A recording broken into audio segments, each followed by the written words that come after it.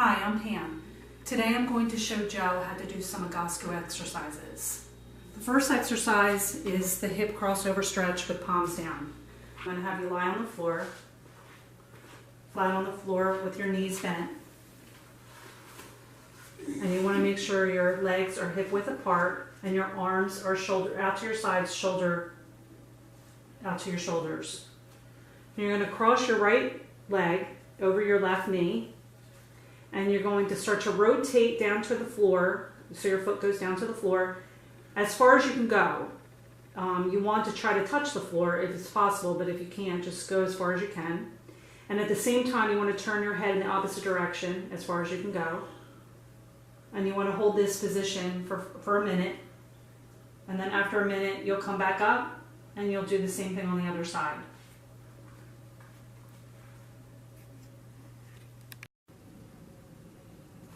Okay, the next exercise is crocodile. So what I'm going to have you do is I'm going to have you put your feet straight out in front of you. And you're going to take your arms and you're going to put them out to your side, shoulder level. And then you're going to take your right foot, the heel of your right foot, and you're going to place it onto your left foot in between your big toe and your second toe. Then you're going to start to rotate your right hip up off the floor so you're going onto your left hip. And while you hold this position, you're going to make sure you're tightening your butt muscles and your thigh muscle. And then turn your head to the right. And you're going to hold this position. You want to feel a stretch. And you're going to hold this position for a minute and just make sure you're breathing as you're holding this position. Once you're done with this side, you're going to go and then you'll do it on the left side. Same way. And that's crocodile.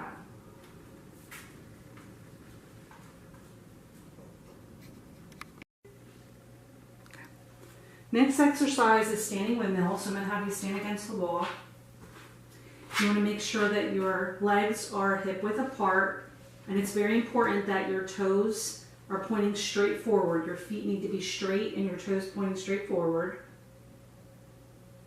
And you want to make sure that your hips and your shoulders are up against the wall, flat up against the wall.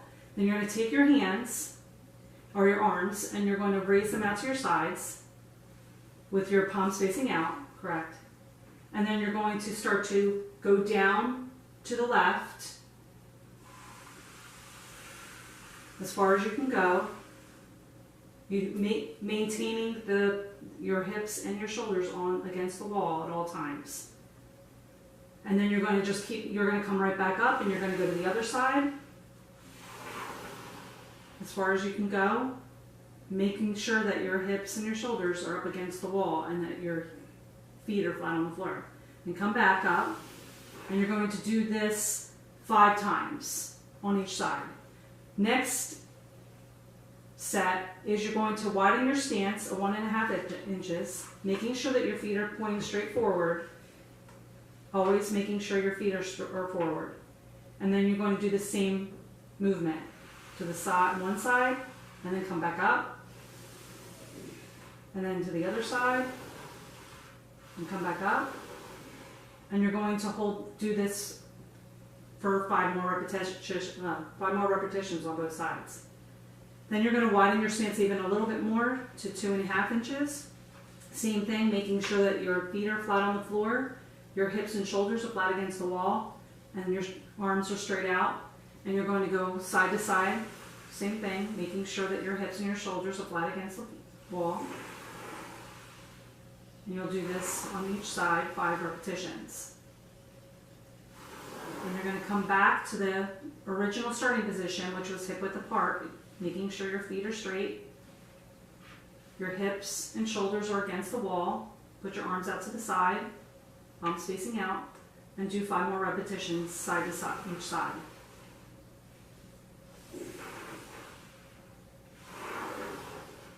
And that's standing windmill.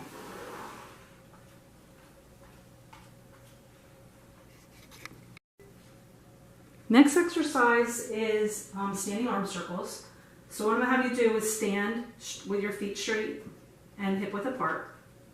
And you're going to put your arms out to your sides. And you want to make sure they're shoulder level. And then you're going to create a golfer's grip, which is you take your fingers and you bring them down into your palms, and with your thumbs pointing straight out, straight like an L kind of. Then what you're going to do is you're going to start going in a circular direction and forward. And you want to go a little bit wider circle. And you're going to do these circles 40 times going forward.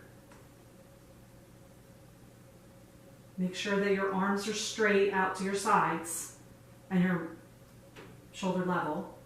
You don't want to come in with them or go out with them. After the 40, then you're going to take your thumbs and you're going to twist your arms backwards so that your thumbs are pointing out or to the back.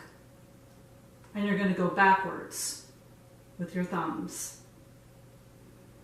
Making sure that you're level. Your arms are always up level and your feet are hip width apart. And you're going to do that 40 times.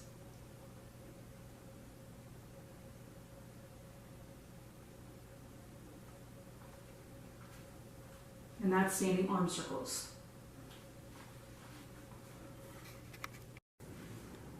Okay. The next exercise is static extension position. So you're going to get down on all fours, on your hands and knees. You're going to want to make sure that your legs are hip width apart and that your arms are shoulder width apart.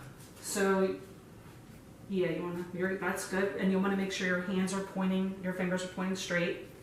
You're going to walk out your hands about 4 to 6 inches so that your lower back starts to kind of come forward.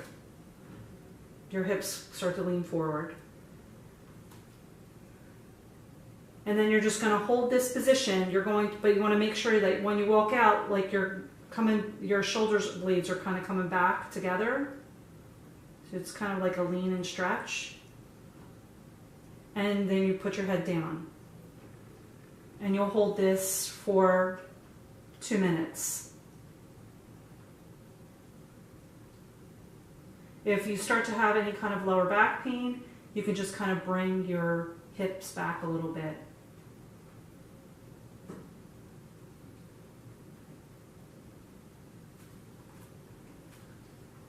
And that's static extension position.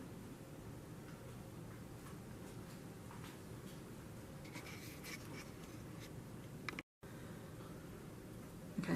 Next exercise is upper spinal floor twist. So what you're going to do is you're going to get down on the floor again. And you're going to lie on your side. And you want to make sure that you're lying on your shoulder. And your arms will be out straight in front of you. Yeah, just like that. And then you're going to bring your knees in to almost like a fetal position. As high as you can. Okay. Then what you're going to do is you're going to take your bottom hand and you're going to place that hand on top of your knee to keep your knees together as you're twisting, as you're taking your arm and leaning it back. And you're going to, the object is to try to go down to the floor with the hand, but if you can't, just go as far as you can. And this always has to remain flat together. And you want to turn your head in the same direction. And you want to hold that position for 1 minute, making sure that you're breathing.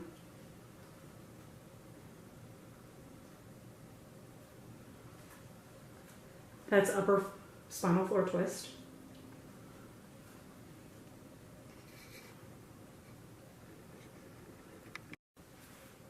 The next exercise is assisted hip lift. So what I'm going to have you do is you're going to put your feet flat against the wall. And you want to make sure that your knees are in a 90-degree angle. So you may have to come a little bit closer to the wall. Okay. And you want to take your arms and put them straight out to your side, shoulder level, or a little lower, but palms facing up. Okay. You can come down a little bit lower with the arms. Okay. They don't have to go straight out to the side. you're going to cross one ankle over the knee.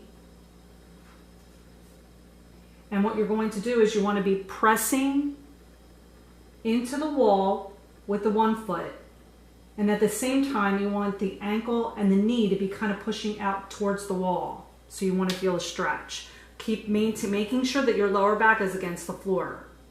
Has to be flat against the floor. Yep. So you want to make sure that this is pushing against the wall, and this is coming out. You feel the stretch? Yep. Okay. And you'll hold that position for 1 minute and then repeat on the other side.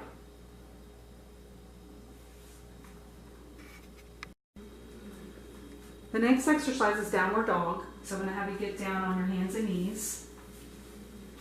You want to make sure your hands are directly below your shoulders and your knees under your hips. And then what you're going to do is you're going to tuck your toes under and you're going to lift your knees off the floor into a piped position. Perfect. Just like that.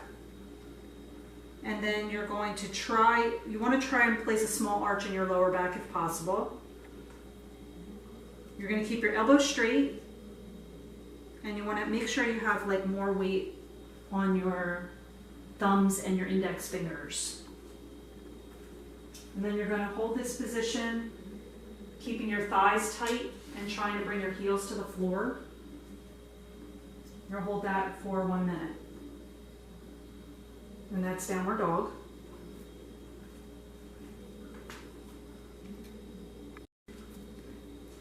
The next exercise is supine foot circles and point flexes.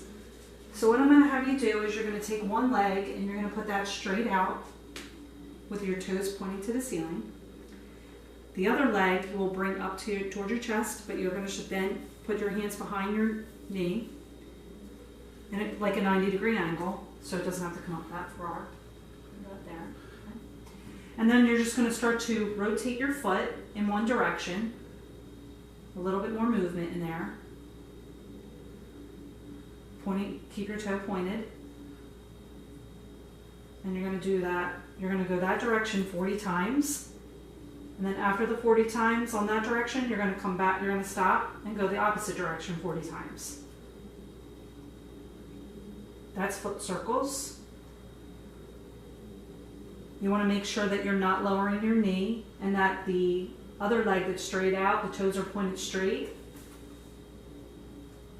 up, and relax, this leg is relaxed.